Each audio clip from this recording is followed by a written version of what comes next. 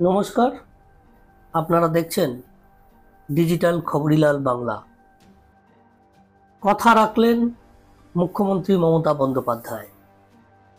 মঙ্গলবার থেকে আবাস যোজনার প্রথম কিস্তির টাকা দেওয়া শুরু করল রাজ্য সরকার। প্রথম দফায় বাড়ি তৈরির জন্য 60,000 টাকা দেওয়া হচ্ছে।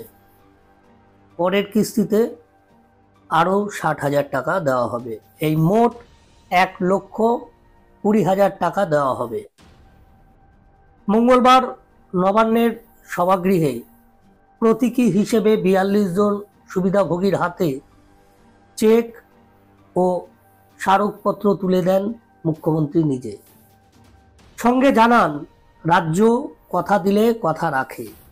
মুখ্যমন্ত্রী জানিয়েছেন, 2 কিস্তিতে এবার আবাস যোজনার টাকা দেওয়া হবে। মোট 28 লক্ষ সুবিধাভোগী আগামী বিধানসভা নির্বাচনের আগে এই টাকা পাবেন। 3-4 দিনের মধ্যে সকলের কাছে এই টাকা পৌঁছে যাবে তাদের অ্যাকাউন্টে। এর জন্য রাজ্যের মোট খরচ হবে 14,773 কোটি টাকা। যোগ্য সুবিধাভোগীদের হাতে টাকা তুলে দেওয়ার জন্য কড়া হাতে সার্ভে করা হয়েছে। এবার প্রায় 34 লক্ষ বাড়িতে সমীক্ষা চালানো হয়েছে। নজর রেখেছেন প্রশাসনিক প্রধানরা। সমীক্ষা করে 28 লক্ষ যোগ্য সুবিধাভোগীকে চিহ্নিত করা গিয়েছে।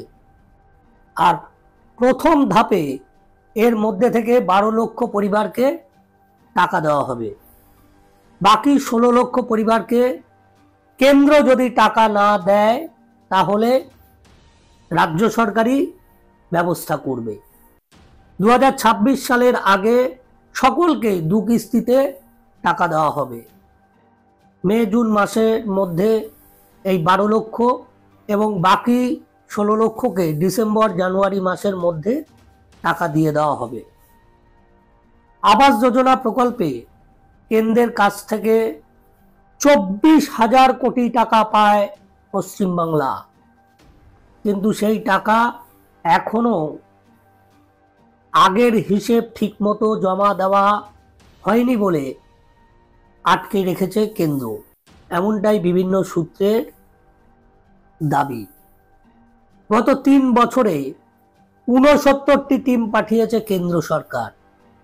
যা চেয়েছে তাই দিয়েছে রাজ্য, অর্থাৎ আগের টাকার হিসেব, খরচের প্রমাণ, এই সব কিছু জমা দেওয়া হয়েছে, কিন্তু তাও নাকি কেন্দ্র টাকা আটকে রেখেছে। আচ্ছা, সুপ্রিম কোর্টের দরজা তো খোলাই।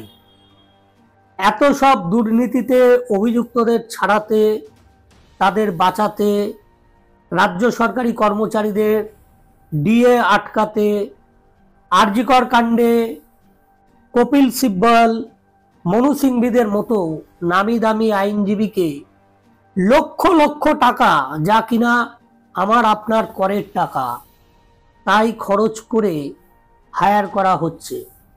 অথচ কেন্দ্রীয় সরকার রাজ্যকে প্রাপ্য টাকা দিচ্ছে না। সেই নিয়ে রাজ্য কেন সুপ্রিম কোর্টে মামলা দায়ের করছে না?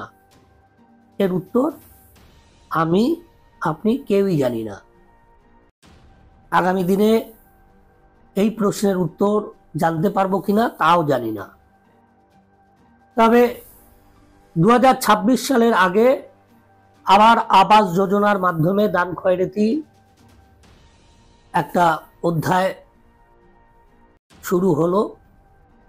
যদিও দান খয়রাতি হোক আর যাই হোক, কিছু গরিব মানুষ, কিছু বলতে যথেষ্ট, 28 লক্ষ গরিব মানুষ যাদের মাথার উপরে ছাদ নেই, কেউ প্লাস্টিক টানিয়ে, কেউ মলিবাসের বেড়া, খুব কষ্ট করে তারা পরিবার, সন্তান, বৃদ্ধ মা বাবাকে নিয়ে থাকেন। এই সমস্ত যোগ্য মানুষরা এই 28 লক্ষের মধ্যে থাকবে, এটাই আমাদের আশা।